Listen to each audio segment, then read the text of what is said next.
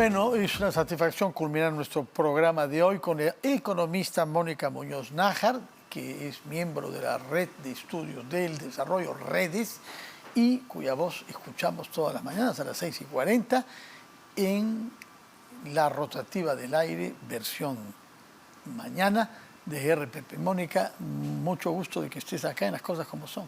¿Qué tal? Muy buenas noches, Fernando. Hemos tenido la noticia hoy simbólica de que el dólar volvió a pasar por encima de la barra de 4 soles por dólar, barra que no se había superado desde diciembre, año pasado, es decir, hace 10 meses. ¿Qué ha sucedido? ¿Cuál es la causa de esto? ¿Y qué podemos concluir de este hecho? Sí, ahí el precio del dólar lo mueve básicamente 3 factores. Lo primero que siempre tenemos que considerar es que el Perú es una economía dentro de todo, a pesar de sus fortalezas, es una economía pequeña en el contexto mundial. Somos un país considerado emergente. Y el tema que tienen los países emergentes, las monedas de los países emergentes, suelen ser muy susceptibles a los cambios de las grandes economías. Y justamente ha habido desarrollos, digamos, fuertes en la economía de China, en la economía de Estados Unidos y en la economía europea también. En particular, últimamente lo que ha salido esta semana ha sido los últimos datos acerca del crecimiento en China, que no han sido tan buenos, así es, especialmente la más baja tasa de décadas. Sí. Y además tiene la característica de que hay un shock negativo en el mercado inmobiliario de China, que ya se esperaba que fuera negativo, pero ha sido más negativo de lo que se esperaba. Entonces, siempre que hay algún resultado más negativo de lo que se espera, hay esa respuesta de los inversionistas. A la vez, la semana pasada tuvimos también que en Estados Unidos, el dato de la inflación en Estados Unidos, que igual que nosotros, ellos tienen problema de precios, era más alta que la nuestra. Exactamente. Es más alta que la nuestra y fue más alta de lo que esperaban los analistas. Entonces, digamos, dos datos que se salieron de lo que se esperaba para peor. Entonces, obviamente, eso impacta a nivel mundial cuando los agentes, digamos, internacionales tienen miedo, que es lo que tienen ahora, siempre se refugian en activos de mayor valor, en activos que se ven más seguros. Y esos suelen ser el dólar, ¿no? Entonces, cuando sube la tasa de interés de Estados Unidos, también eso incentiva que la gente se vaya más por dólares. Entonces, todo hace que al final las monedas fuertes, como el dólar sobre todo, suban y las monedas de países pequeños como el Perú bajen. Entonces, ha sido una mala combinación de cosas. Y eso hay que agregarle un dato no menor, que es el precio del cobre, ¿no? El precio, normalmente, tenemos que mirar varias variables, ¿no? Pero precio de cobre y tasa de interés de referencia de Estados Unidos son dos variables que mueven mucho el dólar en el Perú. Entonces, el cobre también está en un nivel bajo, no es que esté bajando más, está en un nivel bajo y la tasa de interés de referencia ha subido. Bajo relativamente, en realidad, mayor. Es mayor que históricamente, pero muy tuvimos un tope, pico al que llegamos, así es, ¿no? Que fue más de $400 por libra y ahora estamos en 340 dólares por libra, ¿no? Pero se prevé que pueda subir porque la demanda, sobre todo para construcción de autos eléctricos, se va a mantener. Así es. La perspectiva es que se mantengan las demandas por cobre. O sea, lo que dicen los economistas decimos los fundamentos son fuertes, ¿no? Los fundamentos del cobre son fuertes porque la demanda va a seguir creciendo por este tema de la migración a economía verde, ¿no? Y la creación de baterías y autos eléctricos. Eso va a hacer que vaya aumentando. Pero en ese momento, esta caída de China y esta, digamos, menor crecimiento que puede haber en Estados Unidos y Europa hace que caiga esa demanda por ahora. De acuerdo. ¿Qué es lo que más daño está haciendo a la economía peruana? Yo diría que la inflación es lo que está afectando más a la gente más pobre, que de nuevo eso no es algo que sea por causas necesariamente internas, son causas externas, pero se exacerban. Y también está bajando. Y también hay previsiones optimistas relativamente. Correcto. ¿No? La inflación llegó a su tope, probablemente se espera que su tope haya sido en el mes de junio. Ya ha venido descendiendo, no a la velocidad que se espera. De hecho, justamente el resultado de octubre fue una caída, pero casi no se mantuvo constante en Lima Metropolitana.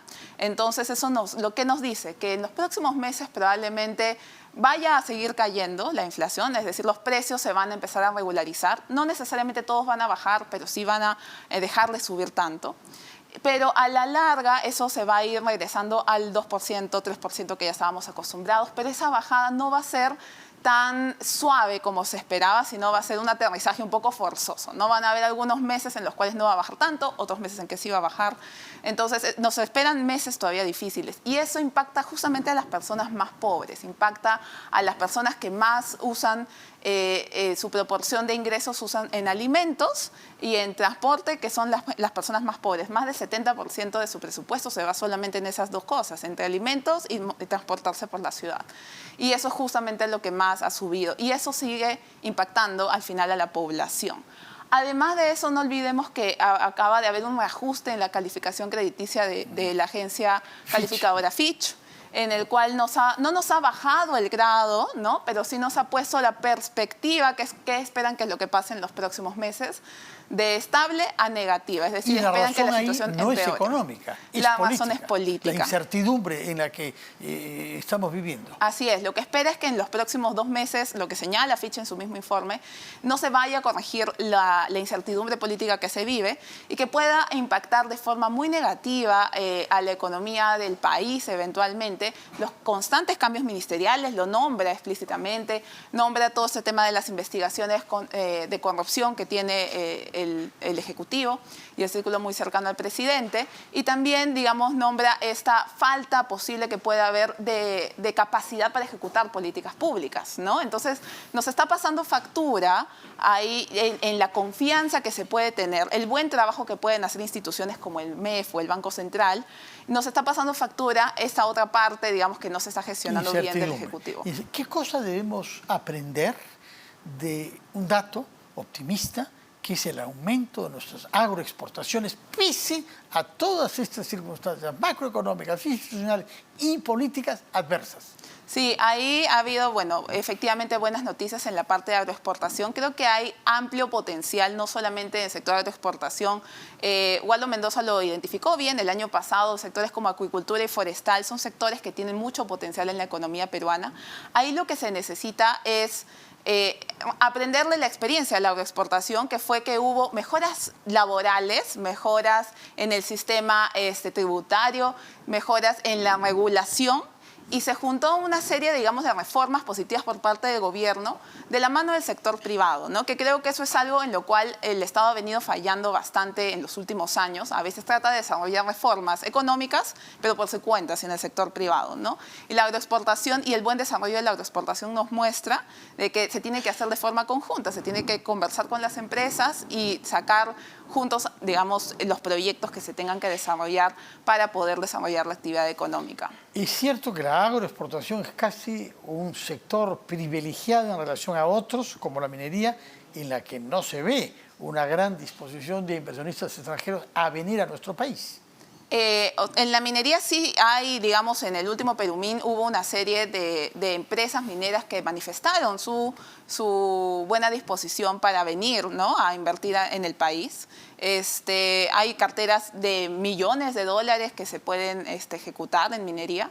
Y en el caso de agroexportación es un tema que pasa efectivamente por el emprendedurismo nacional, ¿no? Pero también ha habido sin duda inversión que ha ayudado a que eso salga adelante, ¿no? Entonces yo creo que ahí se necesita financiamiento, se necesita dar facilidades para la tecnología, se necesita hablar de regímenes que impulsen esas actividades. En el caso, por ejemplo, de acuicultura y forestal se necesita mucha infraestructura con la cual todavía no se cuenta, ¿no? Entonces ahí es importante que el Estado también se ponga las pilas. La idea es ponerse a trabajar y que no solo sea el MEF con sus mesas ejecutivas, sino tienen que ser los sectores, tiene que ser agricultura, tiene que ser producción. Y hay diferentes problemas que tiene cada una de las actividades en cada región que se tienen que atender. De acuerdo. Mónica Muñoz Nájar, economista del Grupo de Estudios del Desarrollo, de la Red de Estudios del Desarrollo. Muchas gracias por su presencia y por sus afirmaciones rigurosas y en algunos aspectos optimistas. Sí, siempre optimista. Muchas gracias. Y es el momento de darle la palabra a mi compañera Valerie Vázquez de Velasco con las claves del día. Valerie, buenas noches. Muy buenas noches, Fernando. Buenas noches a todos los que nos acompañan en las claves del día. Vamos a comenzar con esta noticia de que se ha revocado la prisión preventiva contra Jennifer Paredes, la sobrina del presidente de la República. Vamos a tener una entrevista de inmediato con el penalista, abogado penalista Andy Carrión, para conocer por qué es que esto ha cambiado, cómo es que han accedido los jueces a esta apelación y más detalles también del gabinete en la sombra que se está viendo en estas últimas horas y mañana va a tener una decisión final sobre esta prisión, esta detención preliminar. Así que venimos con eso y mucho más. Muchas gracias, Valerie, por este adelanto y te veremos entonces dentro de pocos minutos en este programa Las Claves del Día. Gracias por su sintonía, que tengan todos una feliz noche y que nos veamos mañana a las 6 a una nueva versión de Las Cosas Como Son.